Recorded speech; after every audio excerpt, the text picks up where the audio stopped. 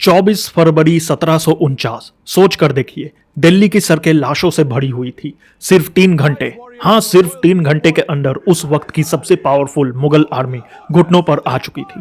दिल्ली के 30,000 लोगों का ब्रूचुअली मैस्केर हो चुका था और चांदनी चौक की नालियों में पानी की जगह खून बह रहा था। औरंगजेब के डेथ को अभी सिर्फ 32 साल ही बीते थे, लेकिन इन 32 सालों में ही मुगल एम्पायर सिमट कर सिर्फ रेड फोर्ट और उसके आसपास तक रह गया था।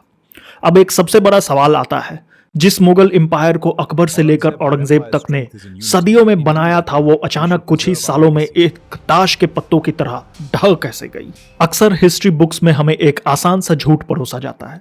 बताया जाता है कि औरंगजेब की रिलीजियस कट्टरता और उसके बाद आने वाले राजाओं की शराब की लत ने पूरे एम्पायर को डुबा दिया।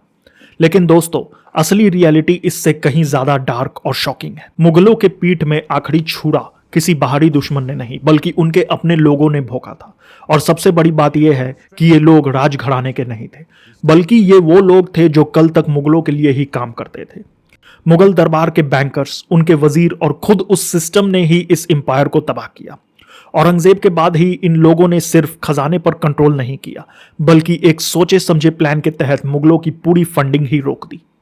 18th सेंचुरी का असली पपेट मास्टर्स उस वक्त के बड़े हिंदू और जैन शाहूकार थे।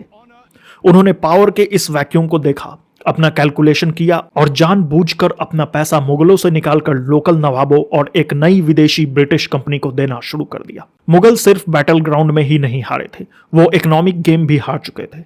आज के इस वीडियो में हम इस मिस्ट्री को डिकोड करेंगे, तो वीडियो के एंड तक बने रहिएगा, क्योंकि हमारी हिस्ट्री ही हमारी विरासत है। चलिए टाइम ट्रैवल करके चलते हैं 1707 में। यह साल था जब आखिरी पावरफुल मुगल बादशाह औरंगजेब की डेथ हुई थी। मैप पर देखें तो एम्पायर काबुल से लेकर साउथ इंडिया तक फैला था, पर रियलिटी अंदर से खोखली थी। औरंगजेब ने अपनी लाइफ की आखिरी 25 साल डेक्कन में एक ऐसी जंग लड़ने में बिता दिया जिसे शायद जीता ही नहीं जा सकता था। वो मराठाओं के खिलाफ एक एंडलेस वॉर लड़ रहा था। उसकी 5 लाख लोगों की आर्मी एक चलती फिरती शहर की तरह 26 सालों तक वहां फंसी रही। इस ह्यूज आर्मी को चलाने के लिए नॉर्थ इंडिया के किसानों से टैक्स वसूल कर पैसा पानी की तरह बहाया जा रहा था। मराठा इस रीजन के मास्टर थे। उन्हें जंगलों का आइडिया था। वो गुरिल्ला वॉरफेयर में एक्सपर्ट थे। वो सडन गुरिल्ला अटैक करते, सप्लाई लूटते और गायब हो जाते। इस वजह से नॉर्थ इंडिया के किसानों पर टैक्स का बोझ 60% तक और बढ़ गया। किसानों की इस भूखमरी ने जाट और सिख रेबिलियंस की नींव रखी। जब औरंगजेब की डेथ हुई तो मुगलों में एक और खूनी खेल शुरू हो गया। सक्सेशन का रूल सिंपल था, या तो सियासत मिलेगी या मौत। इस आपसी लड़ाई में मुगलों के अपने ही सबसे बेस्ट कमांडर्स मारे गए। जो नए राजा बने, बहादुर शाह, फारूक सियर, मोहम्मद शाह रंगीला, ये सब वीक और आराम तलब थे। जब राजा वीक होता है तो पावर कोई और कंट्रोल करता है। यहीं पर एंट्री होती है किंग मेकर्स की, सैयद ब्रदर्स की। इन दो भाइयों ने रेड फोर्ट के अंदर से पावर का रिमोट कंट्रोल अपने हाथ में ले लिया। इनकी पावर का अंदाजा इस बात से लगाइए कि 1719 से एक साल के अंदर इन्होंने 4 बादशाहों को गद्दी पर बैठाया और हटाया। लेकिन दोस्तों, कोर्ट में 3 फैक्शंस थे, तुरानी, ईरानी और हिंदुस्तानी। सैयद ब्रदर्स ने रियलिटी समझी और एनिमीज से दोस्ती करनी शुरू की। उन्होंने जिजिया टैक्स खत्म किया और मराठाओं को रेवेन्यू कलेक्ट करने का लीगल राइट दे दिया। पर यह बात बाकी फैक्शंस को बर्दाश्त नहीं हुई और उन्होंने सैयद ब्रदर्स का कत्ल करवा दिया। यहां से मुगल कोर्ट पूरी तरह पॉलिटिक्स और साजिशों का अड्डा बन गया। लेकिन कहानी का टर्निंग पॉइंट यहां आता है। एम्पायर पॉलिटिक्स से ज्यादा इकोनॉमिक्स की वजह से टूट रहा था।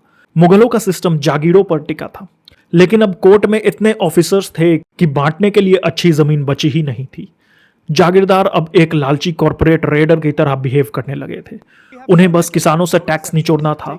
इस रूटलेस सिस्टम की वजह से किसानों ने खेती छोड़कर हथियार उठा लिए। यह कोई रिलीजियस वॉर नहीं थी, यह स्टारवेशन की कगार पर खड़े किसानों का रिवोल्ट था।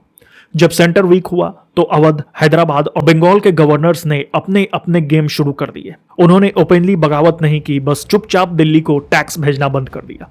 जब पैसा आना बंद हुआ तो दिल्ली की आर्मी की सैलरी रुक गई और बिना पैसे की मुगलिया आर्मी कभी लॉयल नहीं होती।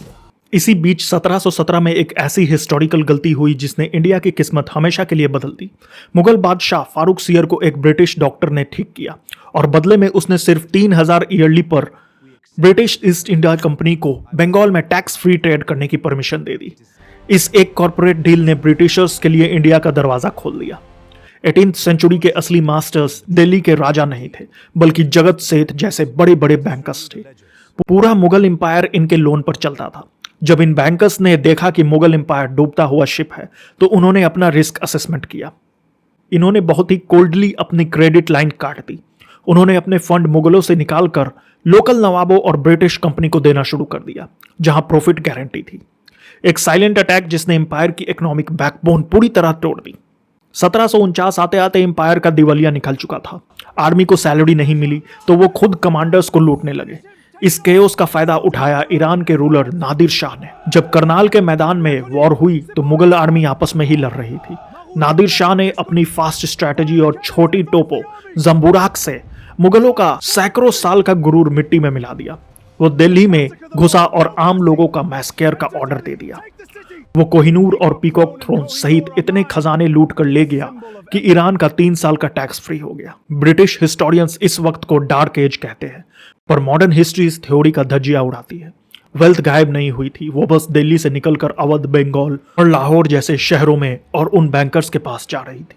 1757 का बैटल ऑफ प्लासी कोई वॉर था ही नहीं, वो एक कॉर्पोरेट डील थी जिसमें जगत सेठ ने मीर जाफर को खरीदने की फंडिंग दी थी ताकि सिराजुद्दौला को हटाया जा सके। आखिर में 1857 के रिवॉल्ट के बाद आखिरी मुगल बहादुर शाह जफर को रंगून भेज दिया गया और उन्हें अपने ही मुल्क में दफन होने के लिए 2 गज जमीन भी नसीब नहीं हुई। मुगल किसी दुश्मन के हाथों एक दिन में नहीं हारे। उन्हें उनके ही अपनों की लालच, उनके खराब सिस्टम और इकोनॉमी की समझ ना होने का हीरो पर लाकर खड़ा कर दिया था। ऐसे ही और मजेदार बातों के लिए चैनल को सब्सक्राइब जरूर कर लीजिएगा, क्योंकि हमारे इतिहास ही हमारी विरासत है। मिलते हैं अगले वीडियो में, तब तक अपना ख्याल रखिएगा।